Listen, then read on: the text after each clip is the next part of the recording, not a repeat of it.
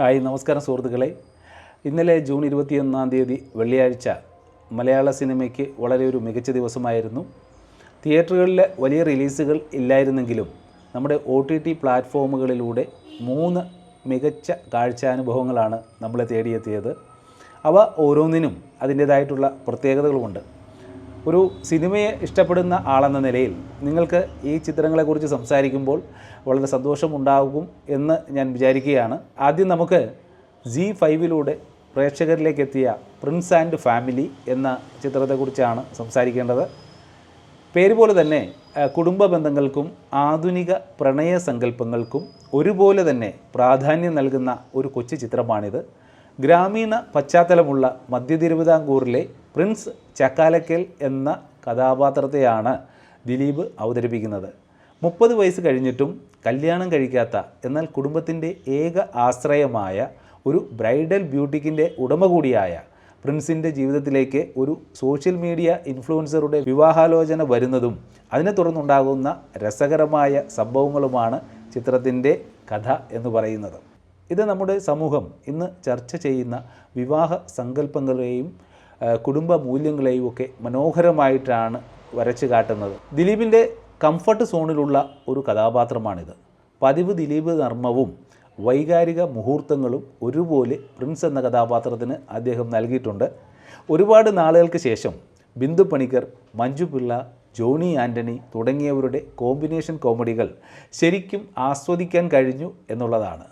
സിദ്ദിഖ് പതിവ് പോലെ മികച്ച പ്രകടനം തന്നെയാണ് കാഴ്ചവെച്ചിരിക്കുന്നത്. സുഹൃത്തുക്കളെ, ധ്യാൻ ശ്രീനിവാസൻ തൻ്റെ വേഷം വളരെ ഭംഗിയായിട്ടുണ്ട്. ഇതിനകത്ത് റാണിയുടെ പ്രകടനം എടുത്തു പറയേണ്ടതാണ്.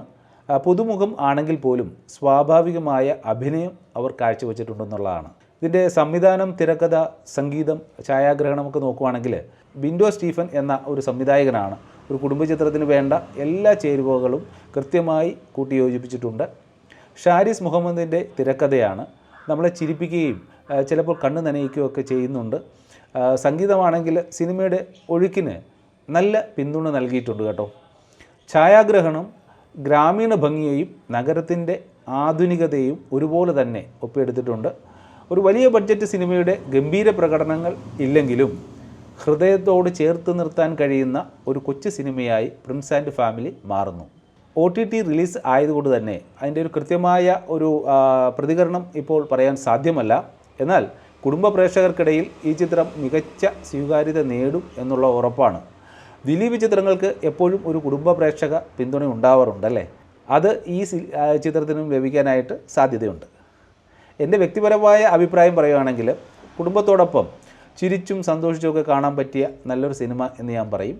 ഒരുപാട് വലിയ അവകാശവാദങ്ങൾ ഇല്ലാത്ത എന്നാൽ ഉള്ളടക്കത്തിൽ സത്യസന്ധത പുലർത്തുന്ന ഈ ഒരു ചിത്രം എന്നെ വളരെ ആകർഷിച്ചു എന്നുള്ളതാണ്.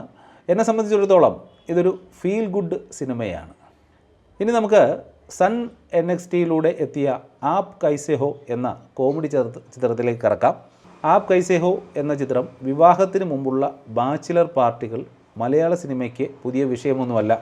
എന്നാൽ ക്രിസ്റ്റി എന്ന കഥാപാത്രത്തിൻ്റെ അത് അവതരിപ്പിക്കുന്നത് ധ്യാൻ ശ്രീനിവാസനാണ്.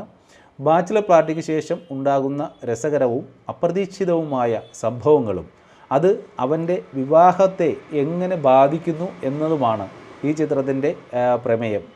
ഒരു ചെറിയ കോമഡി ചിത്രമായി തുടങ്ങി ഒരുപാട് ആശയക്കുഴപ്പങ്ങളിലേക്ക് പ്രേക്ഷകരെ എത്തിക്കുന്ന ഒരു നർമ്മചിത്രം എന്ന് തന്നെ പറയേണ്ടിയിരിക്കുന്നു. പ്രകടനം നോക്കുവാണെങ്കിൽ ധ്യാൻ ശ്രീനിവാസൻ തൻ്റെ പതിവ് ശൈലിയിൽ അല്പം നിഷ്കളങ്കനും അതേസമയം കുഴപ്പക്കാരനുമായ ഒരു യുവ കഥാപാത്രത്തെ മനോഹരമായി അവതരിപ്പിച്ചിട്ടുണ്ട് എന്നാണ് ഒരു പ്രത്യേകത. ധ്യാൻ ശ്രീനിവാസൻ കോമ്പിനേഷനുകൾക്ക് എപ്പോഴും ചിരിയൊക്കെ ഉണ്ടാവാറുണ്ടല്ലേ.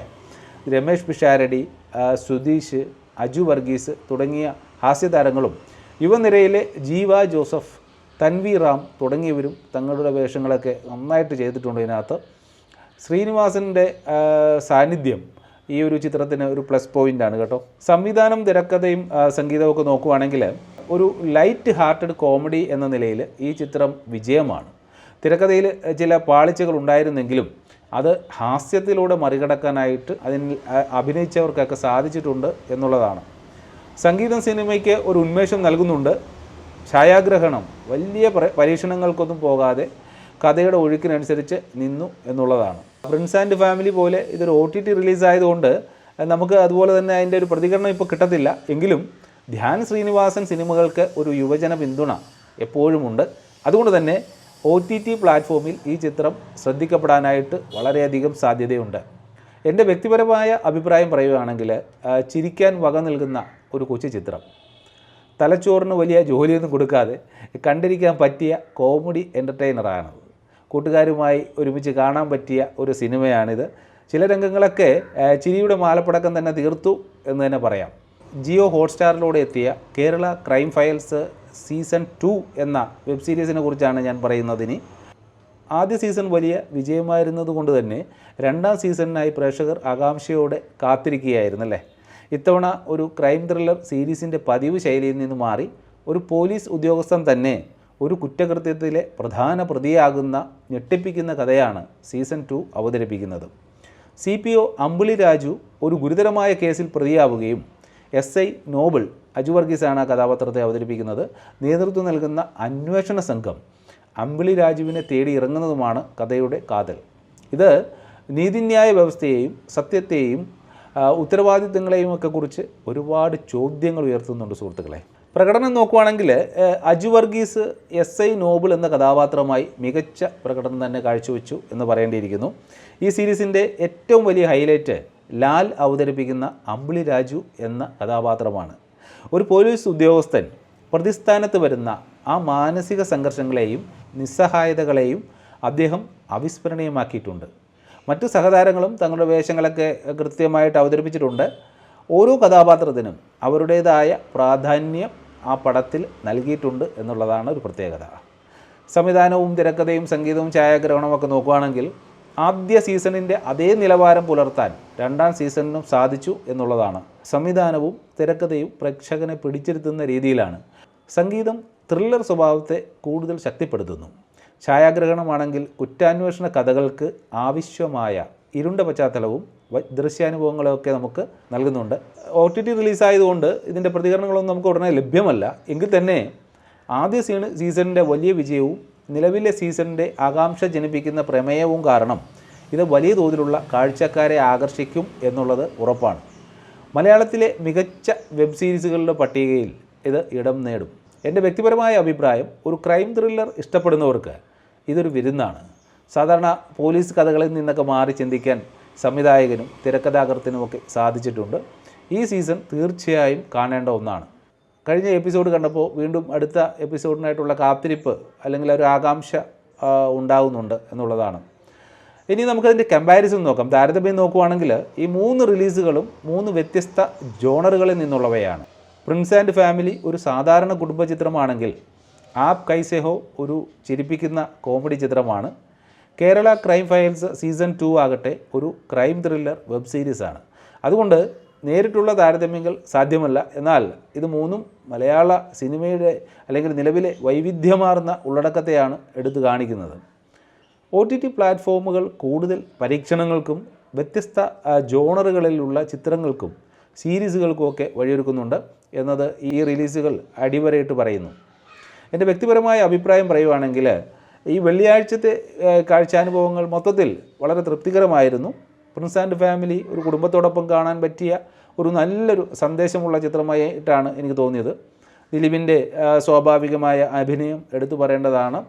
ആപ് കൈസെ ഹോ ചിരിക്കാൻ ഇഷ്ടപ്പെടുന്നവർക്ക് ധൈര്യമായി കാണാം. എന്നാൽ ഈ 3 എന്നെ ഏറ്റവും കൂടുതൽ ആകർഷിച്ചത് കേരള ക്രൈം ഫയൽസ് സീസൺ 2 ആണ് സുഹൃത്തുക്കളെ.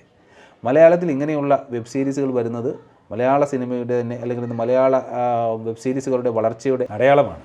ലാൽ എന്ന നടൻ തൻ്റെ കഥാപാത്രത്തിലൂടെ നമ്മളെ ഞെട്ടിച്ച് കളഞ്ഞിരിക്കുകയാണ്. ഒരു മികച്ച തിരക്കഥയും സംവിധാനവുമാണ് ഈ സീരീസിൻ്റെ ഹൈലൈറ്റ് എന്ന് പറയുന്നത്. ഓരോ സിനിമയും ഓരോ സ്വപ്നമാണല്ലേ. ഓരോ ഷോട്ടും ഓരോ ഭാവമാണ്. ഓരോ സംഗീതവും ഓരോ ഓർമ്മയാണ്.